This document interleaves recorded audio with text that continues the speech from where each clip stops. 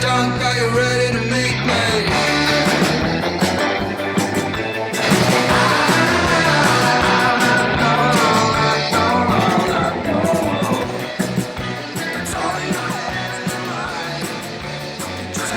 Hola, bonjour, ni hao, moi, guten tag, konnichiwa, ciao, namaste.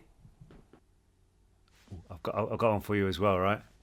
Ahoy, which is actually Czech, but in the 1930s it was actually taken up by a lot of people, especially the British, when they're doing a lot of water sports. So, ahoy.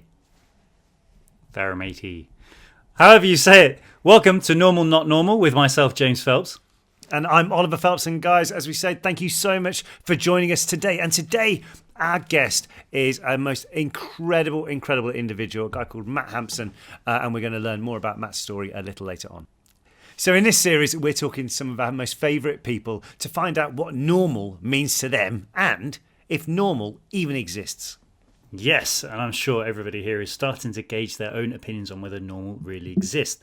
But today, we're speaking to one of the most inspirational people we've ever known, we've ever met. So I'll take you back to when we first became aware of Matt Hampson. So I first met today's guest 5 or 6 years ago. It started when I was watching a programme on British TV called School of Hard Knocks, where 2 former professional rugby players use rugby to get guys who are struggling in their current life to learn some life skills through playing rugby. It's an amazing programme. I definitely recommend it. So one day, one programme, they brought out a guy to talk to the team. And what I saw literally changed the way I view the world. And after watching it, the person they brought out was Matt Hampson. And after watching the episode, I ended up sending him a message on Instagram and Twitter. We started following each other. And I said, if there's anything you ever need from me, please let me know. I'd love to help. So a few months later, I ended up playing in a charity cricket game. And for his charity, the charity in question is the Matt Hampson Foundation. And today we are welcoming Matt to the podcast. Exactly. So as James said, an absolutely incredible story. And guys, I think you'll absolutely love it. So stay tuned for some very inspirational talk to come your way. Matt's got a seriously inspirational story, and it all came from a tragic event which happened on a rugby training field in March 2005 when he was, so his position, if you remember the James Haskell, we talk about rugby positions, he was in a scrum. So when the pack comes together of the scrum like that, Matt's position was right at the front. The scrum collapsed, so it went down, and Matt ended up having in a tragic accident, having the weight of the other 15 people on his neck. He ended up losing all feeling below his neck, so he's paralysed, but he has gone on to achieve such amazing things, and he's turned this horrible accident into such a positive to change not just his life, but the life of so many other people as well. So it's an absolutely fantastic story to be able to listen to. So just sit back and enjoy. And a couple of things to bear in mind. Matt does use a ventilator. So you'll hear that in the background. If you hear a background noise which you're not used to, that is his ventilator. When we talk about things like the scrum, which is a rugby term, like we said, that means when it's the famous thing in rugby when you see 8 guys on one team, 8 guys on another team, pushing together to try and get the ball, which is in the middle. Matt's position, like I said, was right in the middle, and that's where that happens. It is amazing, the story which he tells us. We spoke to him a couple of weeks ago, and even though I've met Matt many times, I've heard his story many times, it still never sends goosebumps up my arm learning about what's happened, but also just knowing how incredible the charity foundation that he has helped create has impacted lives from so many people, changing the perception of disability and what people can do. I thoroughly recommend you checking out all their social medias as well. But without further ado, let's get into our chat with Matt. So we met, was it 5 or 6 years ago? Or Yes, yeah. Yeah, amazing. So, and it's just amazing in that time scale. We'll get onto it a bit later on, but just amazing how big the charity's become now and how many more people you're helping. It's really amazing. Absolutely. Stuff. I think we're helping people, more and more people on a daily basis and their families. And yeah, it's it's a very, very special place, and one that we feel very, very proud of. And I think we're achieving massive things on a daily basis. I think that's the most important thing. If you can make an impression on somebody else's life, I think that's the most important thing you can do, really. So let's go back then, Matt, in terms of so the whole process of what we're trying to establish while we're doing this season is what is normal. Well, we're learning very badly anyway. What is normal? What is people's perception of normal, or is it just a phrase what's loosely battered about? So when you were growing up, did you have a normal upbringing, shall we say, in every sense of the word, or what was it like for you growing up? My mum and dad are from a very sort of humble background and very, very sort of normal background, whatever normal is. They're from Bolton, so up north, so they've very much got that working class mentality, and just to say, crack on, really. I think my mum and dad have always sort of said, we're from working class background, so just sort of crack on with life and make the best of life and try and improve yourself in a lot of ways. That really did help me to keep me grounded, and my brother and my sister as well. They're from pretty they're pretty normal as well, whatever normal is. So yeah.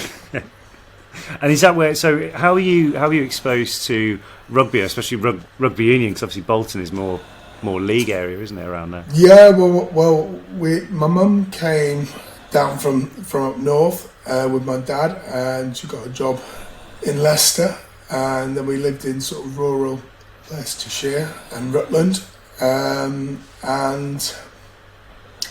they obviously went to the pub, and they met a guy who said I was an absolute nightmare child. In what way? I was just hectic and busy, and my dad's a builder, so we lived in a little thatched cottage, and I jumped off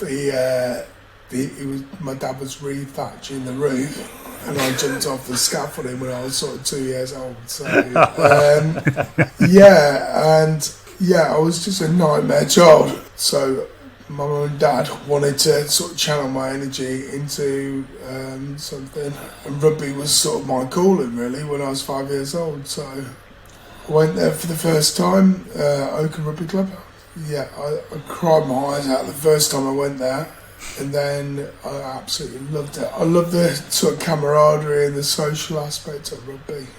Then I was pretty big child as well, so you were the perfect rugby player. Yeah, it was sort of my calling really. So yeah, it was great. I basically loved rugby from then on, and something to channel my energy was massively important. And rugby was great for me because I'm not particularly academic. I struggled at school. I'm dyslexic, so I very much found it very difficult to find something for me to channel my energy into. So rugby is my calling.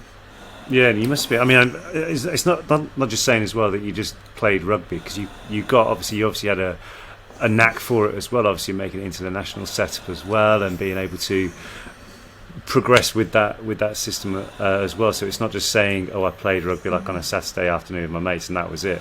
So there's obviously a strong talent for it as well. Is that just something what made it go right way through, and you thought to yourself, right, okay, I'm going to go pro, I'm going to stick with that and play for the Tigers or whatever? Yeah, I didn't really have any other option. Rugby was my calling. That was it really. I really struggled at school.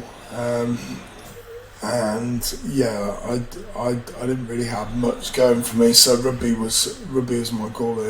I absolutely loved it from then on, really. So, and to be in with a team like Leicester as well, because Leicester, especially at that time, were the dominant force in Northern Hemisphere rugby, weren't they? So as club teams go, So to be involved in that atmosphere as well, I'm assuming it was quite you grew up quite quickly being around some of the characters in and around that club. Yeah, well, I played for Tigers under 21s when I was 17 years old, so that was pretty tough. And then I just saw like the icons of the game, like Martin Johnson and Austin Healey and Lewis Moody and all those guys. So and Wig, Graham Roundtree, and they were great. You know, they had to earn your stripes. They didn't really talk to you, to be honest with you, and you had to earn your stripes and just crack on. Tuesday was Fight Club in the academy. Is that a real thing? Fight Club at Leicester? Yeah, definitely. In the academy. So what is it? So what is it then? What is it then? Is it exactly what it sounds like? Yeah, we used to maul.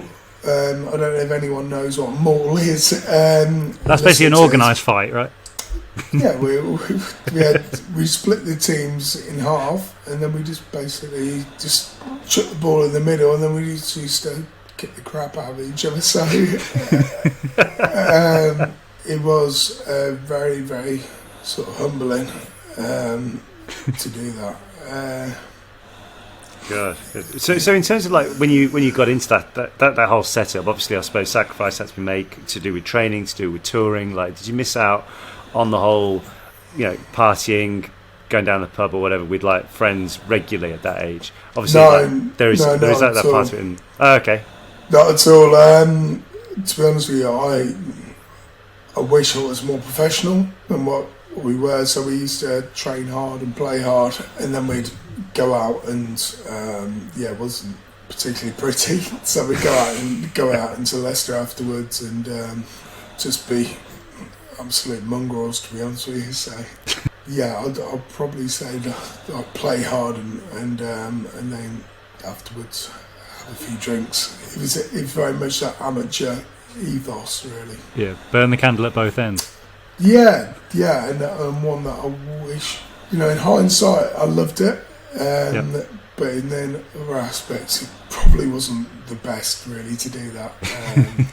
Not great to do that. I make it sound like the sort of very one dynamic and absolute mongrels, but we did win a lot of games, and there was very much that amateur ethos as well. Yeah.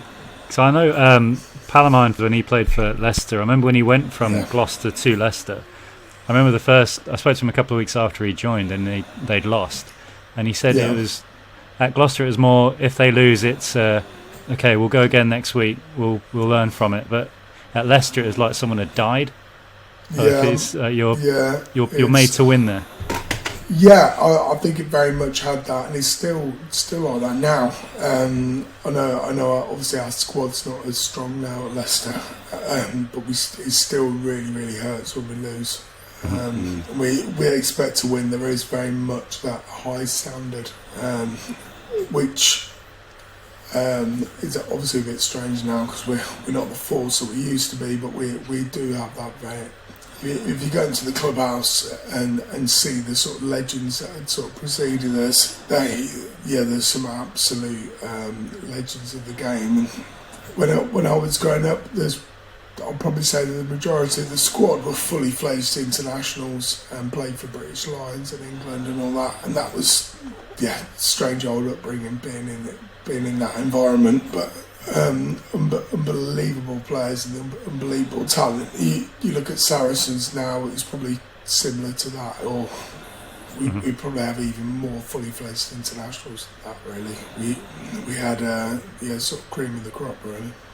So if we could then go to March 2005, you're at an England training session, under 21 England session. Yeah.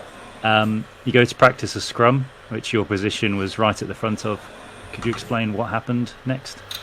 There was a Tuesday before the Friday we were due to play Scotland in the Six Nations Championships. We were at Franklin's Gardens and we went into a routine training session, and we went into a thing called scrummaging. It's basically where two packs of big guys would fight it out.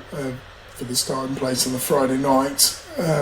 I hit the scrum and the scrum collapsed, and I basically said I can't feel my arms and legs. And then the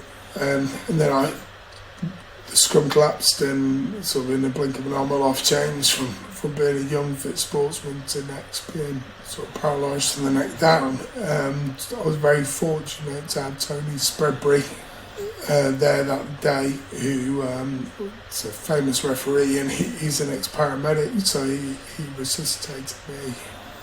And then I woke up in the ambulance, and I was struggling to breathe, and obviously I couldn't feel my arms and legs. And then the next thing I know, I woke up and stepped out of the hospital in the high dependency ward, and just being terrified and frightened to death. And I was sort of in and out of consciousness, and it left me paralysed from the neck down and able to breathe out the end of a ventilator. So obviously changed my life forever, and changed a lot of people in my life, their lives forever as well.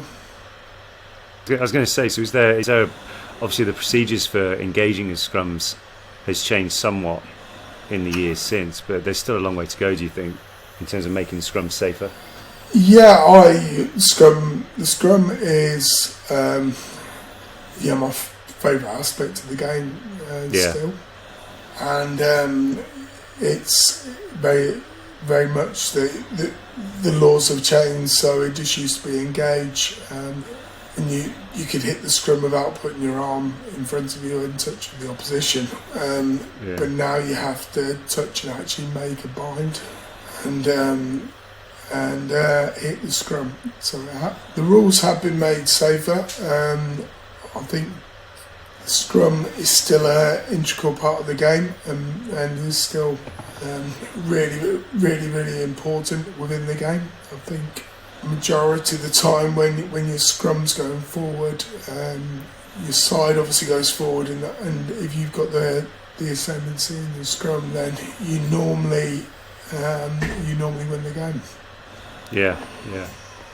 I think it would have been very easy for you to never want to watch rugby again, or at least people could understand that. But I love it that you still love the game just as much now as you ever have.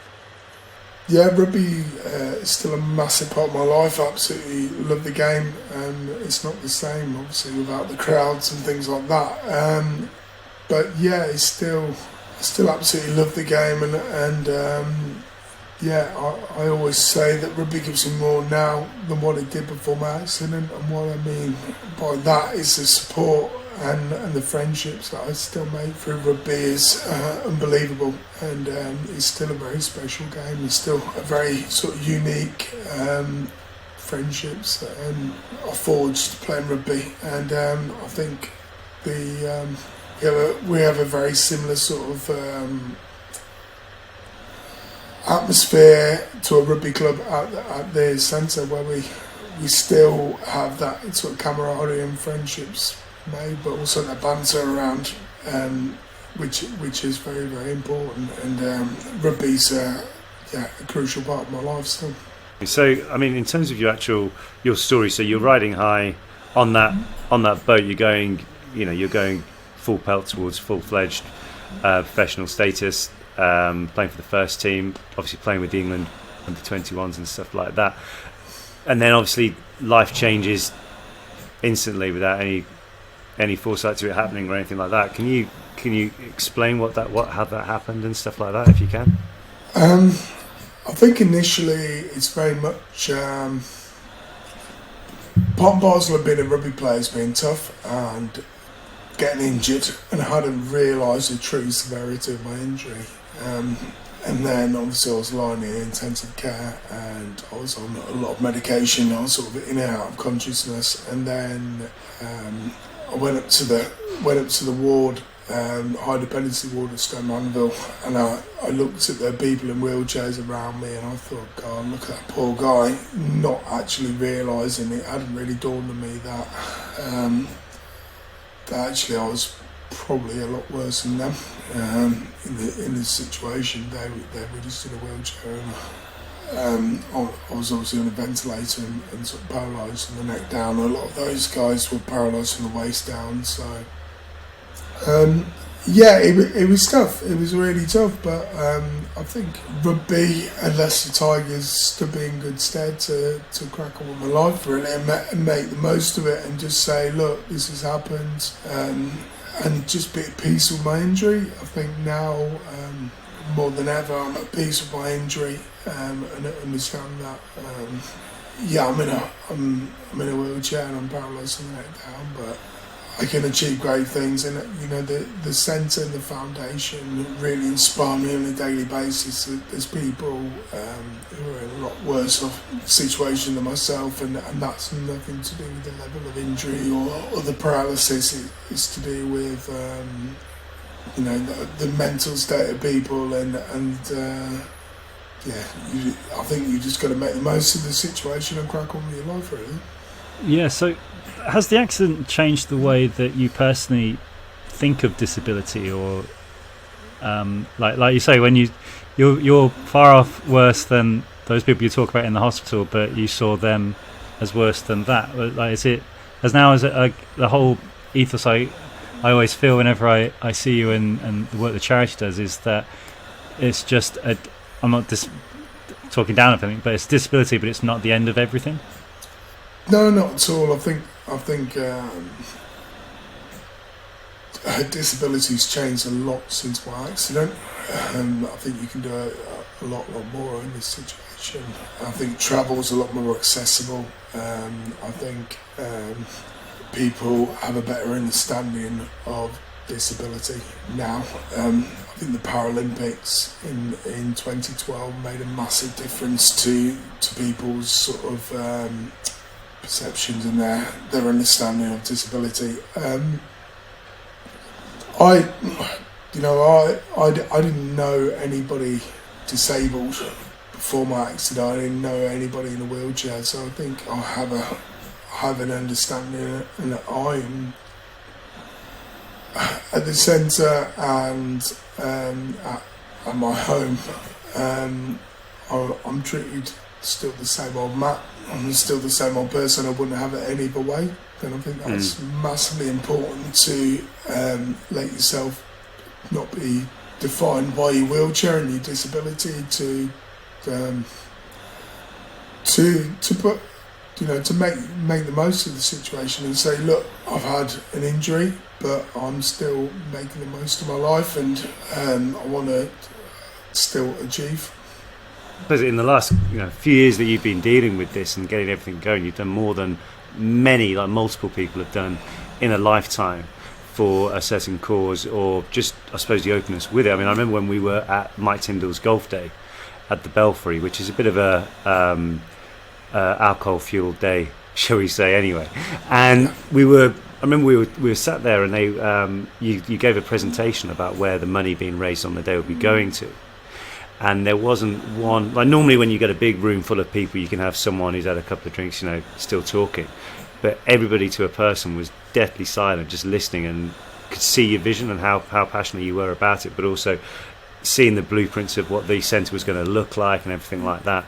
And then I think the best thing was, like, obviously the next year is seeing okay, we built the centre, this is what it's like, and seeing that, seeing the progression of it. So I think that shows that now that in such a short space of time you had that vision to do it. As you say, people want to be better, people be the best of what they can do. So is there any way you could give us any examples of people who say have come to the centre who have been obviously affected physically with stuff, but haven't been in a sports environment, be it on a something what could happen to somebody on holiday or something like that? Can you give any examples like that?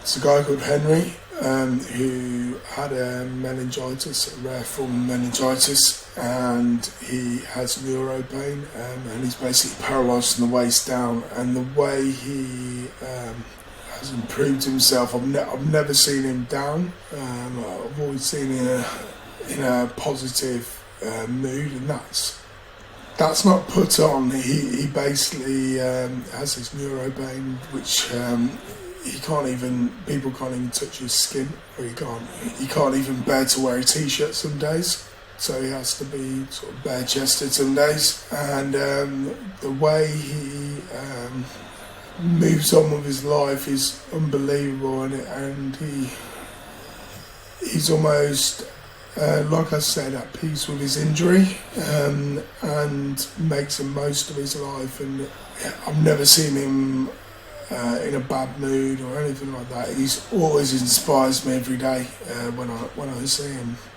And he's an amazing guy, and you just know that he's going to go on to achieve amazing things, make the most of his life. Hello, normal, not normal viewers. I just want to say a big thank you to our sponsors, Yamaha, for sending me these headphones. Clearly, they saw the show and have noticed how annoying Oliver's drum is.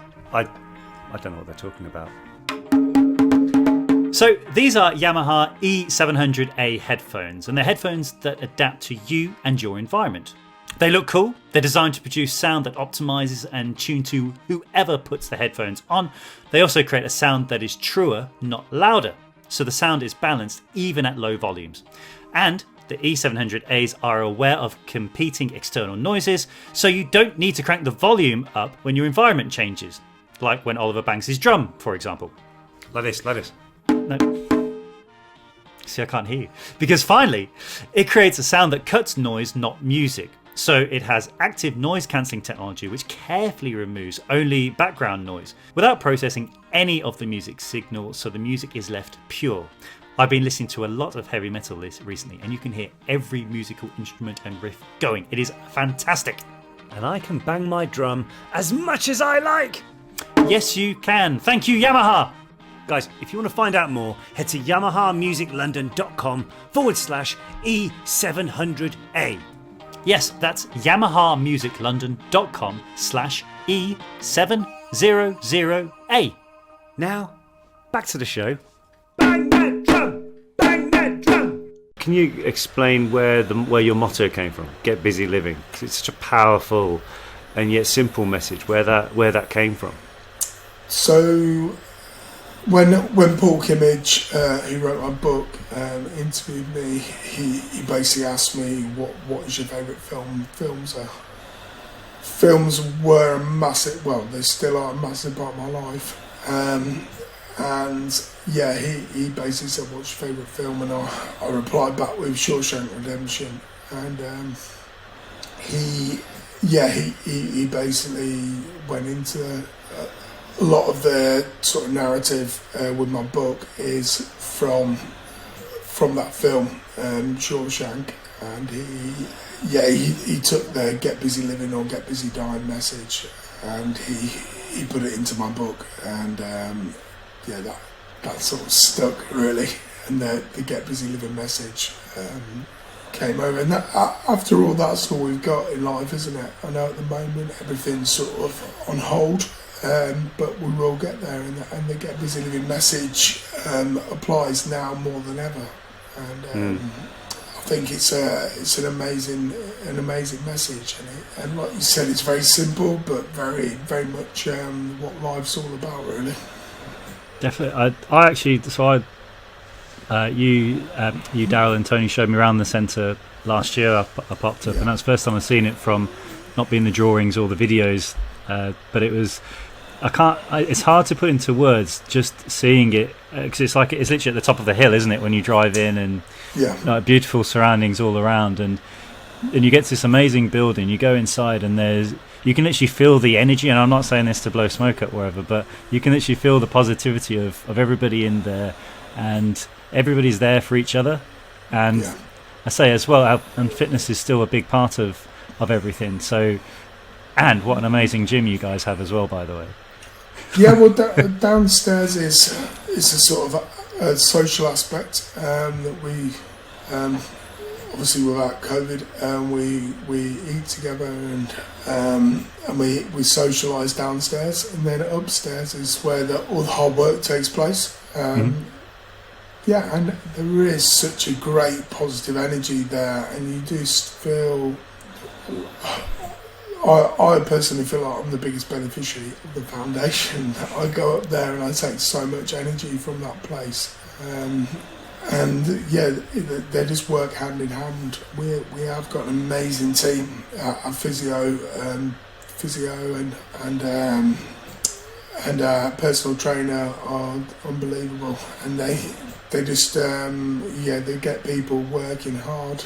And then downstairs is a social aspect. We've got our centre manager, Daryl, who you mentioned, and he's an old friend of mine. He was in Stoke Mandeville with me, and he just gets it. You know, he understands what the foundation's all about. And I think to work at the foundation, you have to have that understanding and that belief that we do. That okay, upstairs you'll work hard. You may not work again, but walk again. But I think you work hard and try and improve yourself physically, and then downstairs is where the sort of understanding and the friendships and the mentoring happens, and we all support each other, and we are like one big family really, which is what the foundation is all about. So I think they work really well together, and we're not. We're not a counselling service, we understand that, we know that, but the counselling does happen downstairs just naturally. We support each other, and we are, like I said, one big family. Yeah, because I suppose that without obviously you've got the physical side of it as well, but without that mental aspect to it as well, that togetherness, that's just as strong, isn't it? That's just as an important side for it. Yeah, I think I don't think people really understand how important the centre is. The downstairs place where people can socialise and talk to each other and bounce off each other and grow really. And like I said, be at peace with their injury.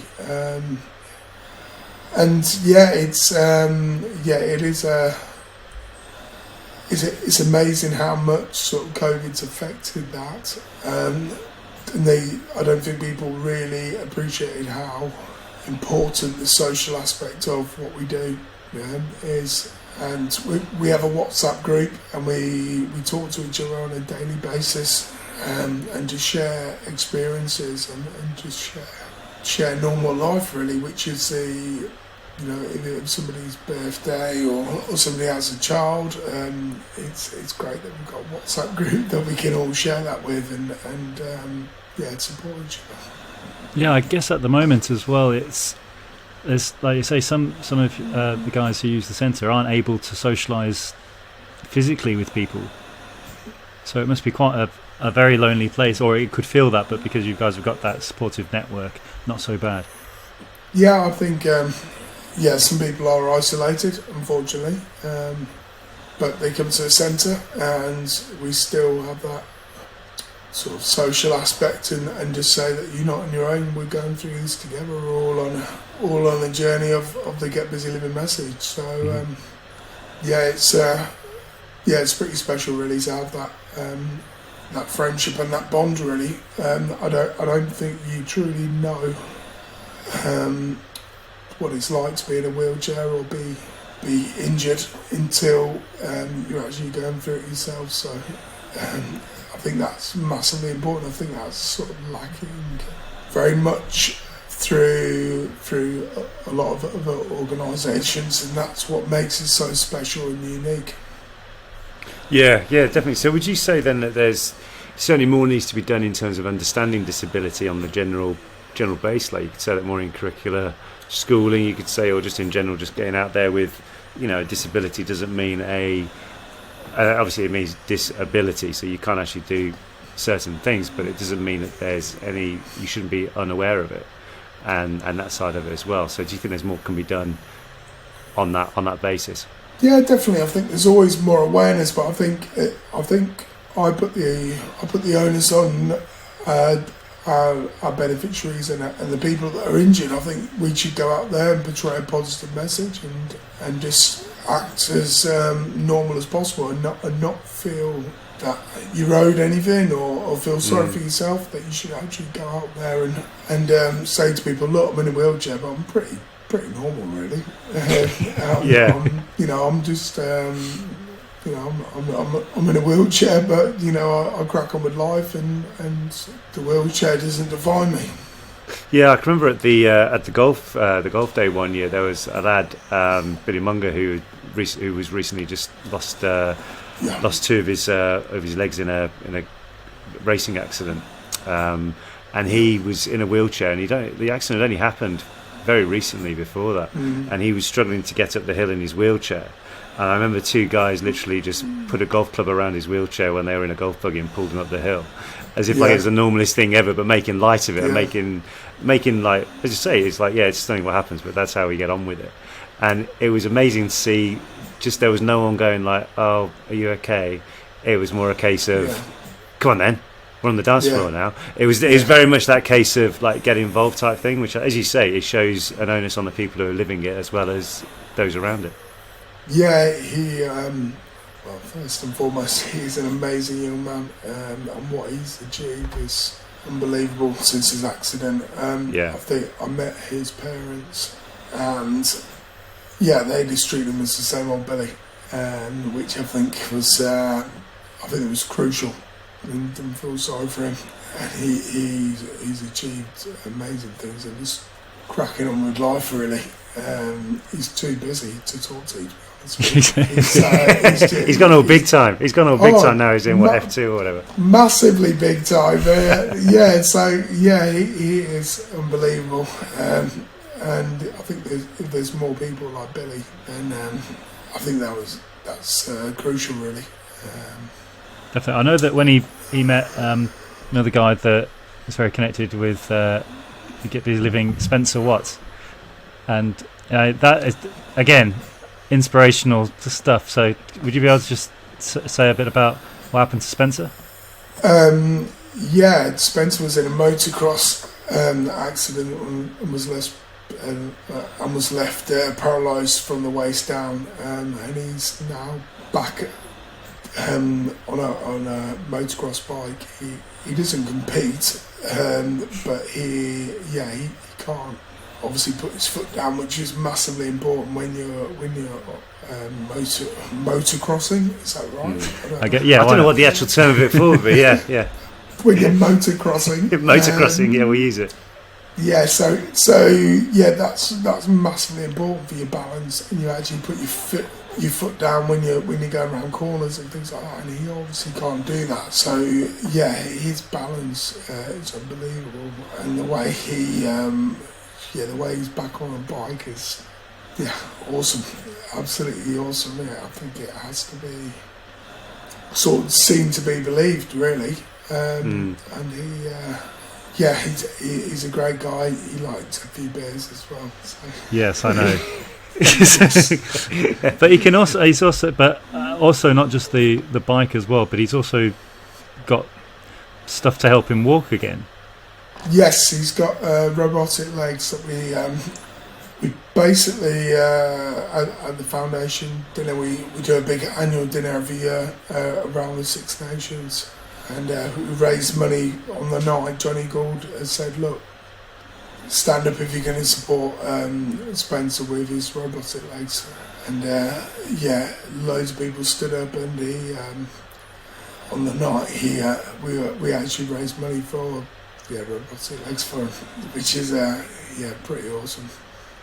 Yeah, it's amazing. So I think that's the thing as well I love about the foundation and your social media, is that you show the progression from different people in the centre, and it just shows like that it's not just because sometimes I suppose you could think that people go to a centre and they work on it and that's it, but to actually see inside of someone taking their first steps again, or back pressing something for the first time in a long time, or personal besting and stuff like that, it's all great. It's all such a great message, because it just shows that like the constant improvement of people. Yeah, definitely. I think we work hard there, and people work hard to improve their physical capability, and I think people are striving and pushing every day really to be like that. And I think during the first lockdown of COVID, people came back after COVID, and we weren't open initially, and because of the the sort of lockdown around Leicester and things like that. But they all came back fitter and stronger than ever, really, and that just shows that, yeah, they are working and striving, and really want to improve their situation, really. So it's special, the sort of atmosphere that we have at the centre, and the way they want to achieve and the way they want to move on with their lives is massively important. What's next for the centre? Like, have you got any big, huge dreams for the future, more so than what you're doing already? Well, we've got Davidson Homes have they're basically a building at the moment, so we're going to have accommodation up at the centre. So we'll have 2 self-contained annexes, and people will be able to come further afield and come and join us and be able to put things in perspective, and I think that have a bit of sort of peace, really, at the centre. And they'll be able to look over the Leicestershire countryside, which will be really important, and just understand what we're all about, really. I think it's very special what Davidson Homes have done for us, really. They basically are doing the 2 self-contained annexes free of charge. Oh, brilliant. That's fantastic. Yeah, as you say, and I suppose, as you said, that brings people from further afield to use it. So in terms of like getting your message has been very well received far and wide. So I mean, from people like James Corden or Johnny Wilkinson, for example, have obviously put their support towards it. How do you get to connect with guys like that? Is that just through social media, or do they get in touch through other things? Well, Johnny's always been a big supporter of the foundation. He's a great guy. I interviewed him for Rugby World magazine a few years back. He's a really, really good guy, and very. You talk about normal. That's Johnny Wilkinson. Right. He's very humble and just wants to crack on with life, really. Which is cool, because I think that's cool, because the people who are listening are thinking, who's Johnny Wilkinson? For those who aren't too familiar, Johnny Wilkinson, I'd say, is rugby. It's certainly in the UK and England. Like, absolutely legend and a great guy, and very, very humble, and just a really, really sort of normal, down to earth guy. Really, that's what I would say. Whatever normal is. Yeah. And that obviously works really well with all you guys at your foundation as well, because everybody there is very normal in a positive way, if normal exists. I've got to get that in. But you can normally tell, especially at like Tins's Golf Day or whatever, you can normally tell the guys who are with you and your foundation, because they're the guys who are they're the ones with the smiles on their faces, even if they've just shot 120 around the golf club. They're still having a good laugh. Yeah, definitely.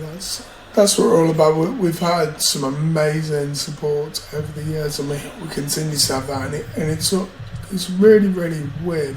I'm astounded by the support and how it grows every year.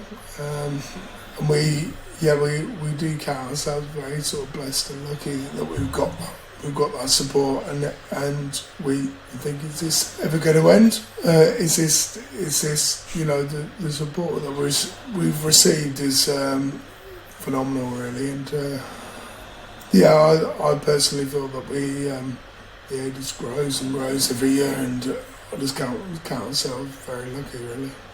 Yeah, I mean, I think one thing you were going back to the book, like one thing I thought you were able to get across in your book, Engage, which if people are looking out for a really good read, it's Matt's story.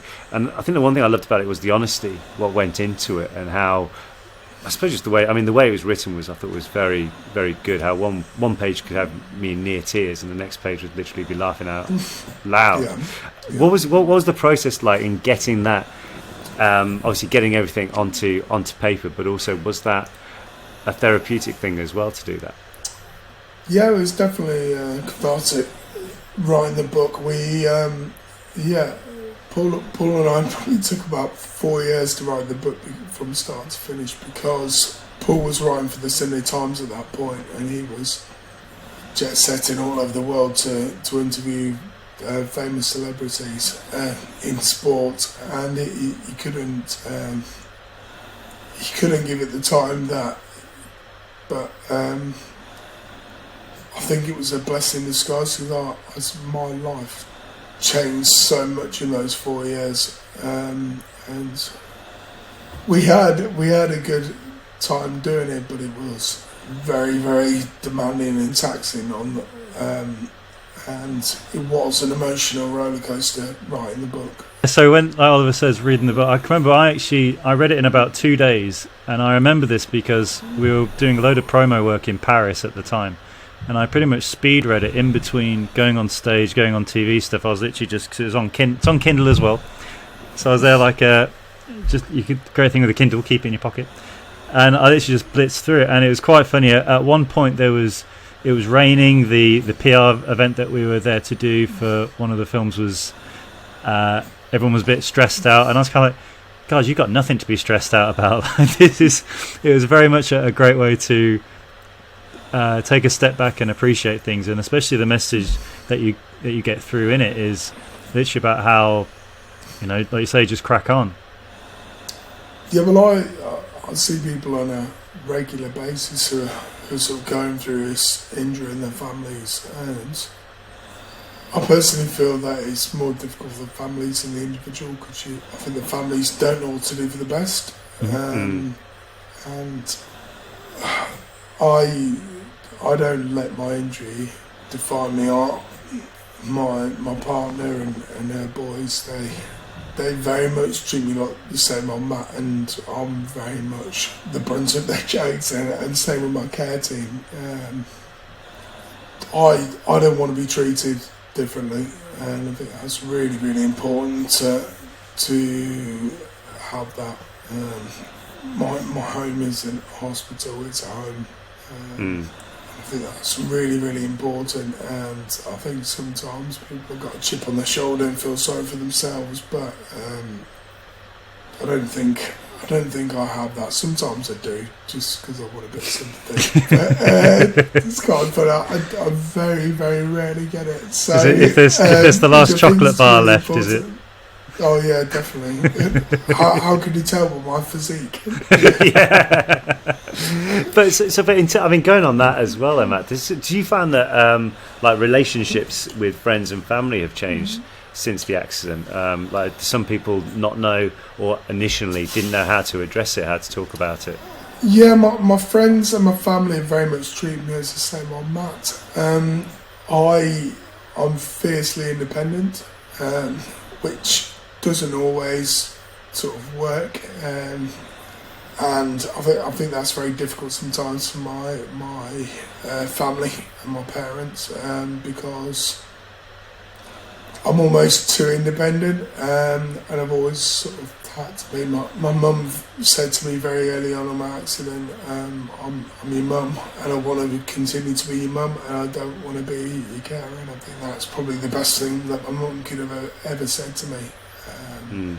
And I think that's still been good stead for the foundation and my life now.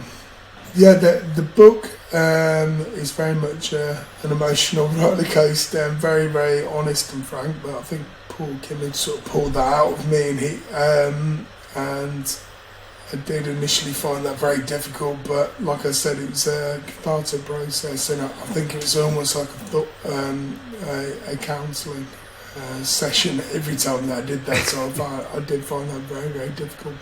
Paul lived with me probably the last sort of 2-3 months of writing the book, and that was intense. But one that I'm glad that we did. I would potentially like to write another book, but it's just the time constraints around the foundation, and I think we'll find that really, really difficult to write that as well. So.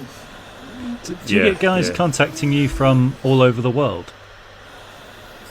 Yes, we do as a foundation, but we can only help so many people, And I think the message of to inspire and support young people seriously injured through sport is really, really important to sort of not protect us, but I think guide us to what we want to do and who we want to support, because we know we're realistic that you can't help everybody, but we try to help everybody in the fact that we either lead people to different organisations, or we talk to them and say that life must be pretty tragic, but it will get better. And try and use that message and get busy living. So Matt, what would you say then from all this talking about? We've probably used the word normal more than I thought we would do in this, but what would you say? Yeah. What does that mean to you? Like, what does a normal day look like? Everything's sort of been put on hold a little bit.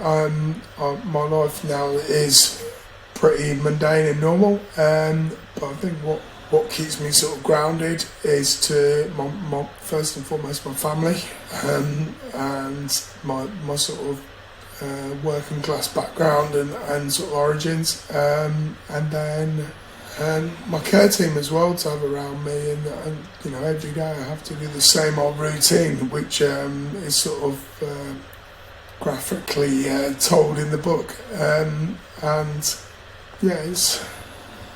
it takes me 3 to 4 hours to get up in the morning, and that's what keeps me grounded and normal, and not try to think about others, and actually life's pretty good really. And for me, normality is to be at home and cook. I love cooking. I love food, obviously, by my physique. There you go. There's a question which we keep having a bit of back and forth on this already, and Oliver gets a bit annoyed. With a pizza, is pineapple acceptable? Yeah, I don't mind it. Thank you very much. Done. I think Hawaiian pizza. My partner, she's very much. She loves a Hawaiian pizza, so yeah. It's, excellent. Good to hear. Thank you, Oliver. Yeah, I think Hawaiian pizza. Yeah, nothing wrong with that. I quite like it actually. It's a bit normal, like mixed it up a little bit.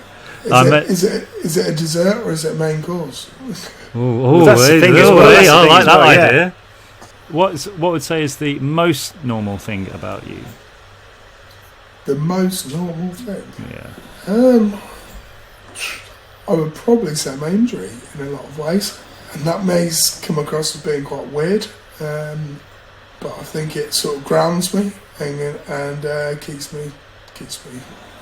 I hope to say sort of honest and humble, and that although I live a very strange and different normal life, it keeps me grounded and actually makes me appreciate things in life. I think travel, seeing, talking to different people, or even just like sitting in the sunshine, having the sun on my face, or even going out in the rain in Britain. So that's why we need a place in Barbados. Exactly. Did you as a I guess personality, did you change after your injury? Yeah, I think it made me grow up a lot. People probably who know me will probably laugh at that, but I think it made me appreciate things a lot more, and not take life for granted as much. I think you have to grow up very quickly, which I found very difficult initially, because all my friends were still going out, going getting drunk, and leading pretty good lives playing rugby. I think now that we've got a little bit older and people are retired and having kids, get married and things like that, it's a lot more straightforward to sort of talk to them on a level really, which I sort of appreciate now. It's just a lot more straightforward really. Yeah. So if you say that, as you say, your injury is the most normal thing, what would you say is the least normal thing about you? I actually said that during lockdown. I said, well, I think I'm pretty normal really. Everyone started laughing.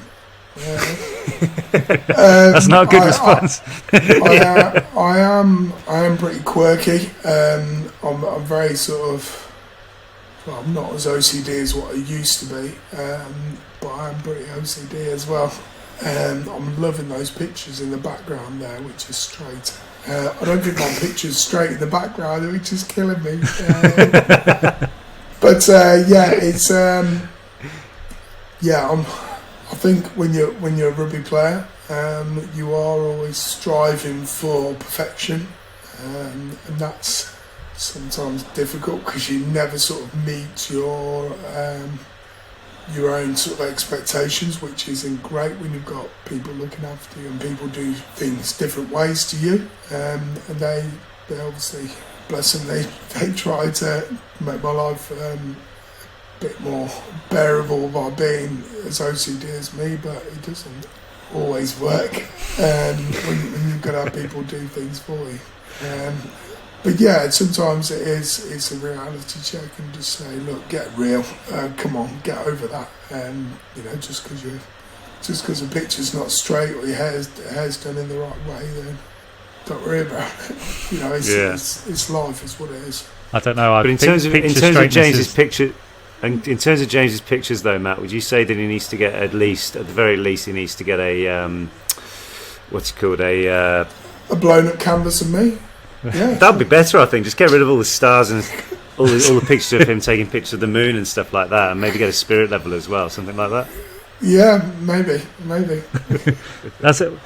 I'm glad I'm not the only one who's OCD about straight pictures. Yeah. My wife thought I was going mad.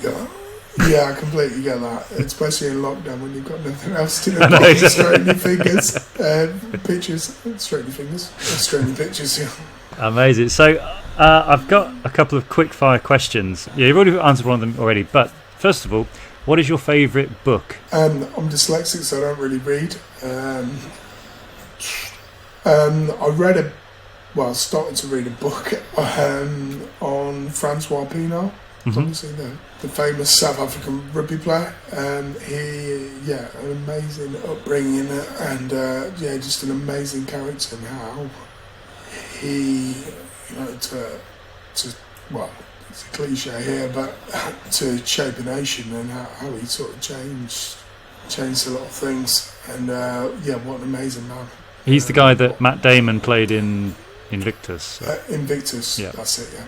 But he's slightly smaller than Francois Pienaar, I believe. Yeah, absolutely. Yeah. What's your favourite food? My favourite food? I'd say something Sunday dinner. You can't beat Sunday dinner, can you? Nice, a roast. Sunday absolutely roast. Beautiful, and then like a big dessert afterwards. That's probably my favourite food. Favourite film? Favourite film, I've got to say Shawshank. Yeah, obviously a lot of sort of narratives between Shawshank and my book, just an amazing film, and I absolutely love that film, and performance by Tim Robbins and Morgan Freeman was unbelievable. It's one of those films where if it's on, even if you catch if you come into it 5 minutes in, you'll just sit and watch the rest of it, won't you? I've been caught out many a time this year already. Definitely. Apparently a fact was Tom Hanks was meant to be playing Andy Dufresne, but really? he was doing whilst that was being recorded, he was doing Forrest Gump, so he couldn't play that part. Yeah, so obviously Tim Robbins came in, which he did pretty well in that. Yeah, he did.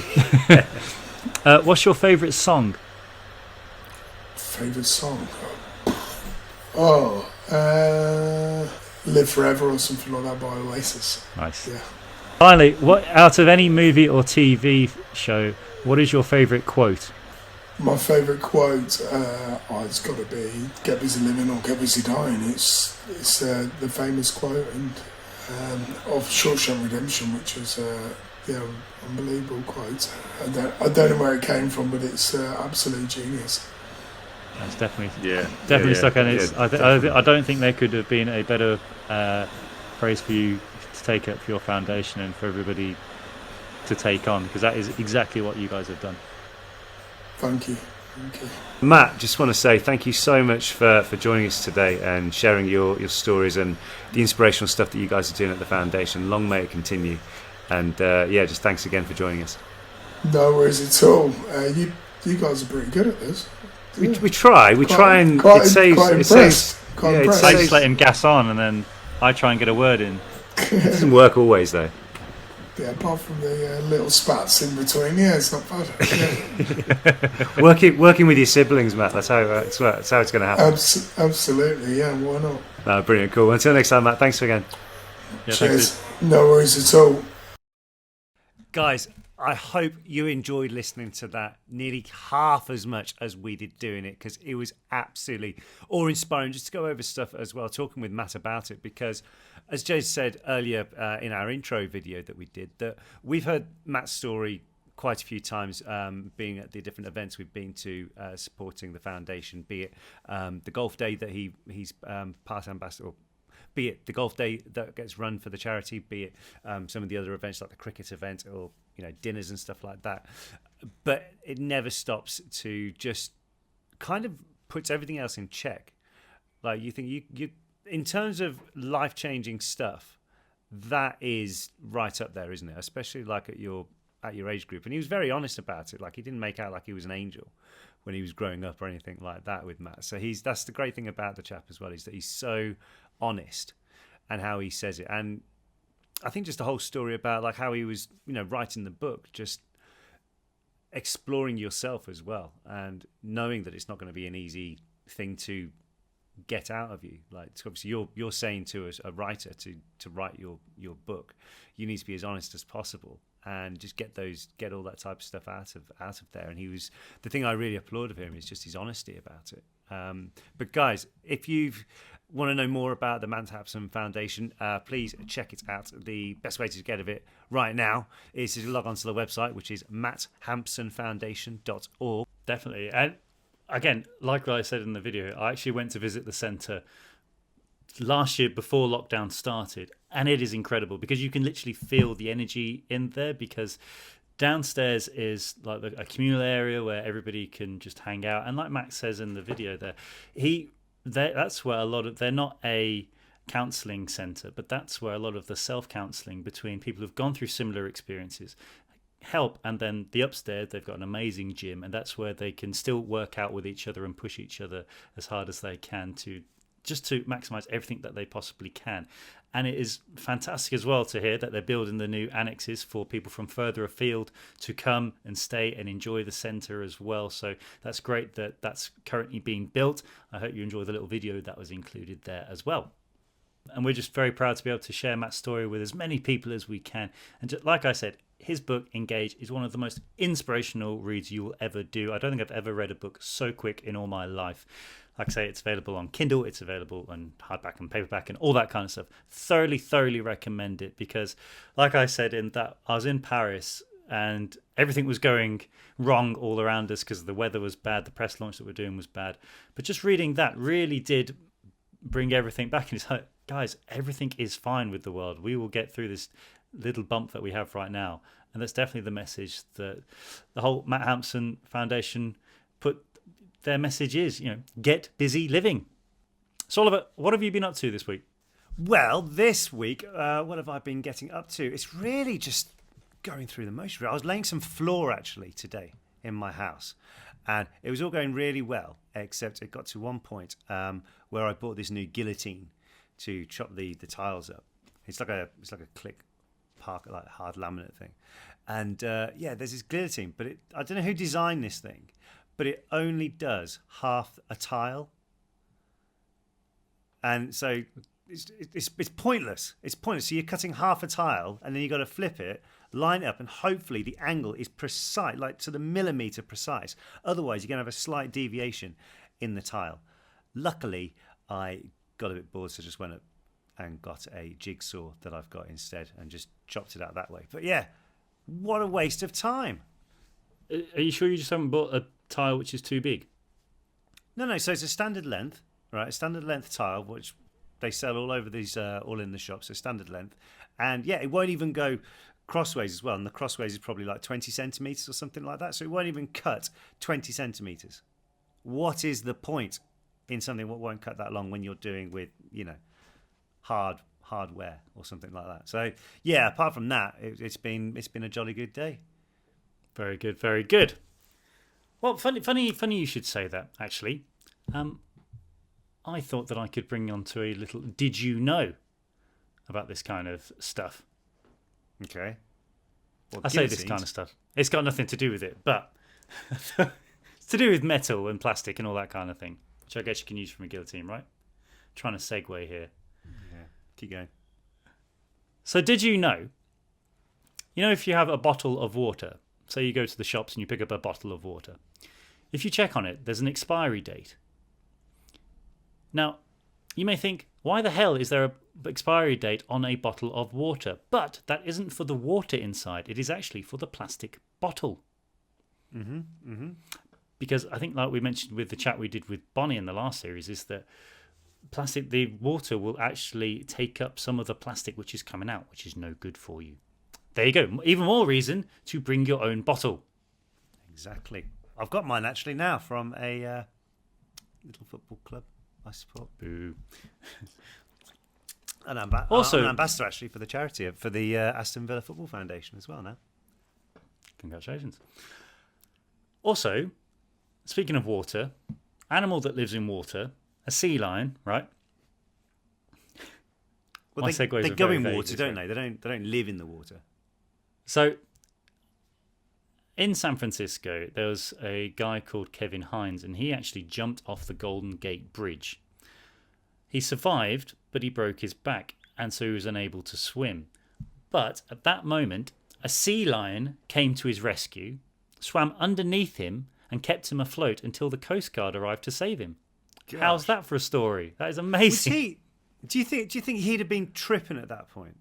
Because no doubt, obviously, not to mention all the terrible stuff that's obviously going through your head to want to throw yourself off the Golden Gate Bridge, but also the fact that you maybe you think you're dead for a brief second, and like, oh, hang on, there's a sea lion keeping me up.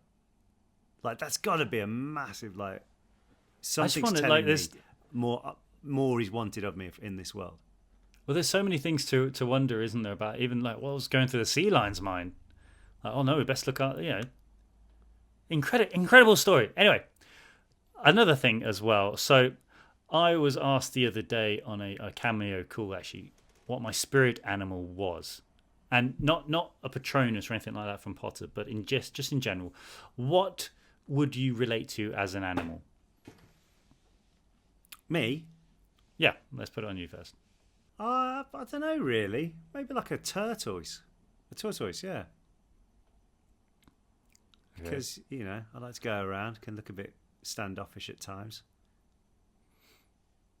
Grumpy. It doesn't get anywhere without sticking your neck out. Remember that. God. Be more like the tortoise.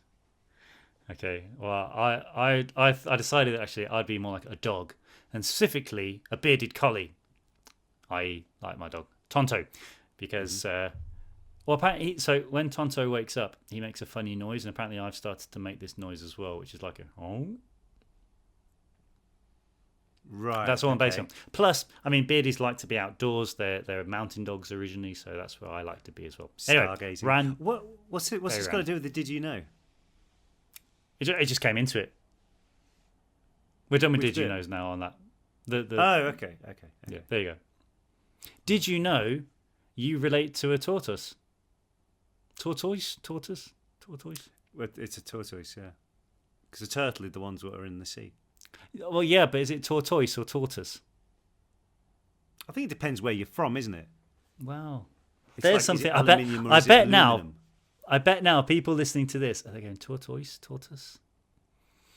There's something to keep you up at night. Anyway, guys, thank you so much for listening today. All the information about the charity is in the link with this show today, so please check it out and see the amazing work that they do. And if anyone's going through any kind of hard times which can be related to this, please check them out and just see what can be done. Thank you so much for listening. Thank you so much for watching. I've been James Phelps. He has, and I've been Oliver Phelps. Guys, stay safe, and we'll see you very, very soon. Bye.